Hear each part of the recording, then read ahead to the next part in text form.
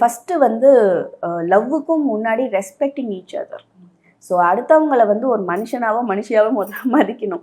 ஆப்ஜெக்டாக பார்க்குறாங்களோ இல்லை வந்து நீ எனக்கு கீழே தான், எங்கள் அப்பா எங்கள் அம்மா அப்படி தான் ட்ரீட் பண்ணுவார், நான் சொல்கிறத நீ கேளு, அந்த மாதிரிலாம் இல்லாமல் ஈக்குவல் ரெஸ்பெக்ட் ரொம்ப முக்கியம்.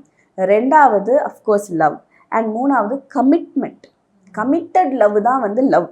எல்லார் மேலேயும் நமக்கு லவ் இருக்கும், அது லவ் கிடையாது. ஒருத்தவங்க மேலே நீங்கள் கமிட்டடாக இருக்கீங்கன்னா you must fix your self. இதுக்கப்புறம் நான் பல அழகான பெண்களையோ ஆண்களையோ நான் பார்க்க நேரிடும், ஆனால் இவ தான் எனக்கு, நான் வந்து அலப்பாய மாட்டேன் அப்படின்றது இருக்கணும். அது பொண்ணுங்களுக்கும் இருக்கணும். அந்த ஃபிக்ஸேஷன் இல்லை ஜஸ்ட் ஃப்ளோட்டிங்காக இருக்குன்னா அதுக்கு லவ்னே பேர் வைக்காதீங்கன்னு நான். இட்ஸ் ஜஸ்ட் ஒரு ஃப்ளிங்கோ டேட்டிங்கோ, இப்போ இன்னும் நிறைய பேர்கள்லாம் சொல்கிறாங்க, அந்த மாதிரி ஏதாவது ஒரு பேர் வச்சுக்கோங்க.